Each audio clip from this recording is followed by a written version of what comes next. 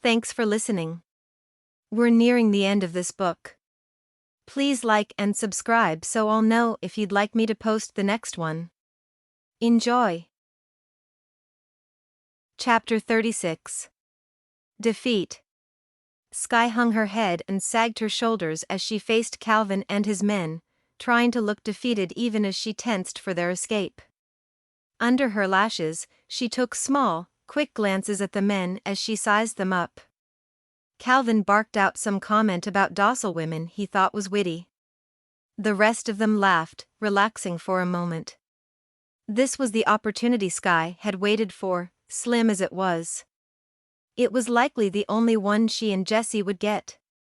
Sky squeezed Jessie's hand, and pushing off the concrete, they ran. Jessie held tight as they sprinted to the thin patch of weeds she had made her goal. Maybe whatever was there would turn the tables for them. Hey, one man called out as they ran right past them to the edge of the concrete. Their shoes scraped against the pavement as they started after Sky and Jessie. Sky ignored the yell, ignored their feet pounding the ground behind them. All her focus was on that one dark, unknown object. Please, please, please. The closer she got to it, the more she could make out. It was long and slim. Her hopes rose. Jessie glanced back. The men were on their heels. Mom. The long scraggly grass was no barrier as Sky's feet crunched the gravel and small bits of broken glass. Her hand slid around the dense, smooth weapon. Sky gripped it, pulling it out of the mud trying to keep it where it was. But she jerked it up. It was all she'd hoped for and more. Sky continued to race toward the woods, barely slowing at all. Thank you, thank you, thank you. Jessie. It's good. Sky tightened her grip on the lug wrench, its solid surface giving her the courage she needed. The men were close, she could hear them panting behind her. Calvin was only steps behind Sky, then Pete, with Tony awkwardly following everyone. Frankie hung back to keep an eye on Tony. Jessie, Sky gasped, we will run as far into the woods as far as we're able. Use the trees for cover. Circle back to Dylan. If we get separated. That's what you do. If just one of us get to Dylan, he will know where we are. Okay. Jessie agreed, his young face as determined as any man's. Sky and Jessie wove through the trees, jumping over tree roots and fallen limbs, hoping those would delay the men. Cursing began behind them. A heavy thud sounded like one of their pursuers went down, at least temporarily. Sky slowed Calvin, but couldn't shake him. Soon he was right back on her heels. She could practically feel his breath on her neck. She listened for the crunch of Calvin's tread on the fallen leaves, trying to figure out just how far behind her he was. Calvin sped up, taking an extra step for every two of hers. He would soon be on them. Sky readied herself, tightening her sweaty grip on the metal rod. One more step. Sky waited for the crunch. She dropped Jessie's hand. Grasping the lug wrench with both hands, she turned and swung it with all her force. The moment slowed, and the connect with Calvin's body seemed to take too much time. When the blow came, they both cried out with pain. The shock of the impact reverberated through Sky's arms and shoulders. Sky raised her weapon and came at Calvin again. He staggered back trying to avoid it. The second strike forced him to his knees, groaning. One more blow and he fell to the ground. Calvin groaned out insults but didn't stand. She backed away from him, quickly scanning the forest for the others. They were behind Calvin but not as far as Sky would have liked. She had no more time to spend on Calvin. Still, it's something, maybe enough to keep him down. But it wasn't enough for Jessie. As soon as Sky finished, he moved in and sunk his knife deep into Calvin's thigh. Jessie twisted it. Calvin's scream echoed off the surrounding hills. In another place and time, Sky would have cried over Jessie hurting someone like that, but she had no tears to shed for Calvin and no time to do it. But when Jesse raised the knife again, Sky said, "Jesse, we need to go. They're coming." Once again, they gripped each other's hands as they ran. They persevered until their bodies, dripping sweat and gasping for breath, could go no further. Slipping behind some large trees, they caught their breath. Sky clung to the rough, brown bark of one and peeked around it. Calvin was up, though limping. The men had fanned out, blocking the way to Dylan. Her hope of getting back to her group was gone. The only way left was in front of them, a steep uphill slope. Halfway up the small mountain was the road winding down to the entrance to the store. Where Dylan was. Calvin blocked the direct way through the woods. Now the only way to Dylan was up and around. Sky's gaze ran from the bottom of the hill all the way up to the road. It seemed much larger standing at the bottom. A scramble up the almost vertical hill would be no easy task. Bit by bit, the men closed in on them. Calvin called out crude insults and taunts, trying to provoke Sky and Jesse into revealing their position. "Ignore him," Sky whispered to Jesse when he stiffened in protest. "Nothing he has to say is true or worth listening to." She tipped her head to the mountain in front of them. "Can we climb it?" "Sure, just grab onto the trees and bushes and pull yourself up." Sky couldn't help but light a little at his optimism.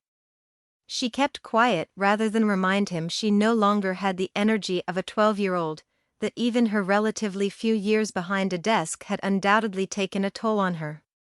"Sure, just do that," Sky said with a slight smile. Once they ran for it, they would be seen, but that couldn't be helped. The men would soon be on them anyway. A nod to Jesse and they took off. A shout behind them told her they were spotted. The strain on Sky's legs began immediately as she started up the incline. Sky and Jesse climbed side by side. They pushed hard and fast against the soft ground, causing some of the dirt to slide away and trickle down the slope. Sky did as Jesse suggested. She gripped whatever grass, shrubs or trees she could to haul herself further up. The strain on her arms was tremendous. Sky hissed as a clump of grass slipped through the wound on her hand, but continued on. It was much slower than running. It seemed as though they moved through molasses. Still, she thought they made good headway until she saw the men. They climbed much faster than her, their greater upper body strength giving them an advantage. They were outpacing her and Jesse. Tony ascended faster than the rest, crawling up the side of the old mountain like a spider. His strong arms made up for his injured leg. Her eyes widened. They didn't have much time. "Go, Jesse. Get to Dylan." Jesse glanced at Tony. "I'm going to draw him away." "No." Sky reached for Jesse, but her hand swiped through the empty air. "Dad will come after him. That leaves you with two. Not two that want me dead as bad as Tony wants you dead." Sky continued to climb as Jesse moved away. Her stomach ached as Tony got closer and closer to Jesse. Above Sky, a huge rock protruded from the soil. If she could get to the right side, she could cross it to the left where Jesse headed. From there, she could drag Jesse up. Maybe they could defend that spot. Sky pushed herself and reached the large, smooth top of the stone. She grabbed hold of the cold rock. Below her, Pete and Calvin followed. Sky shook her head. "The evil spawn will not stay down." Sky pulled herself onto the stone. Then raced the few steps across to Jesse's side. Jesse was right. Tony followed him. The man was relentless, like a pit bull with teeth buried to the gums in a chew toy. Sky swallowed a gasp as Tony gained on Jesse. Jesse heard the snap of branches behind him. He turned in time to see Tony pull his arm back. Pain exploded across Jesse's face. He slammed against the stony soil, stunned.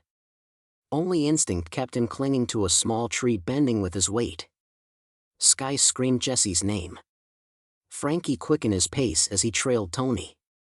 Tony clenched his fist again. Sky yelled a warning. Jesse waited for the punch to come, then turned to let it harmlessly speed by him. It threw Tony off balance. Jesse kicked at him, hoping the man would fall. He didn't. Instead, Tony stabilized. Then he grabbed Jesse's ankle and pulled. Jesse clung to the grass and bushes for as long as possible. The man shook Jesse until all he held were a few weeds. Tony said nothing, his face communicated it all. Eyes narrowed, determined to hurt the boy.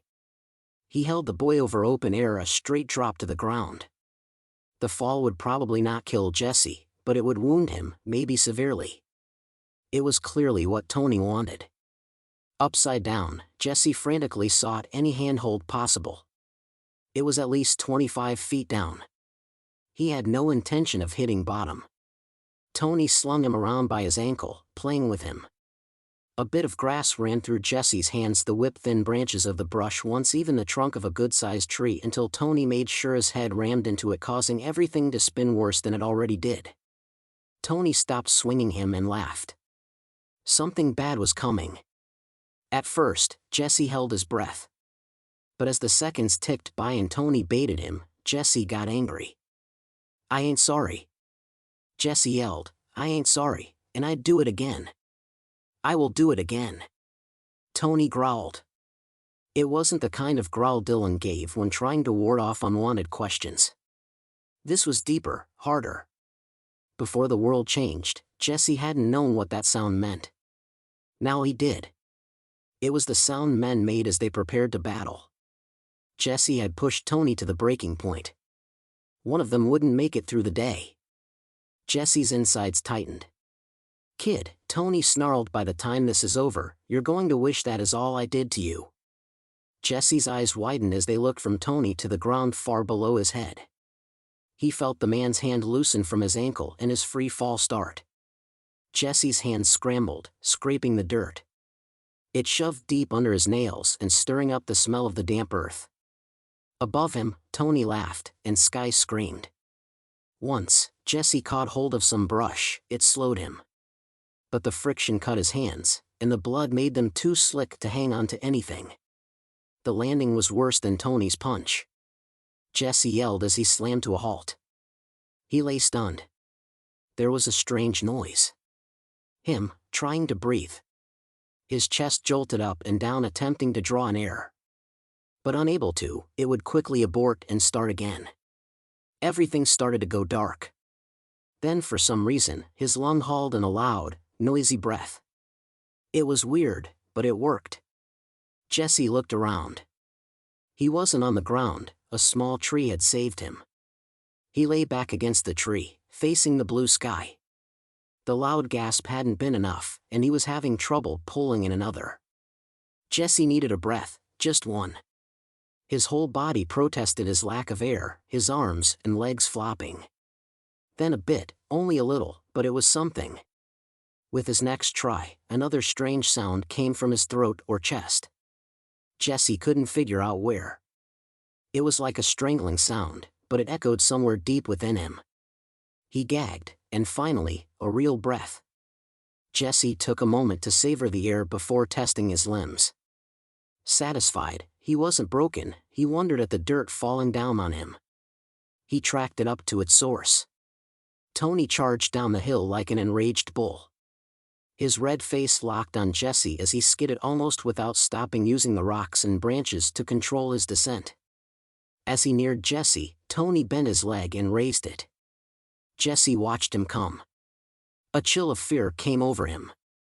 Tony was going to stomp him as he lay with his back draped over the tree, and that would hurt. It would hurt very, very much. Jesse tried to roll over, but a sharp pain stopped him. He tried again, but it was too late. Jesse braced for the impact.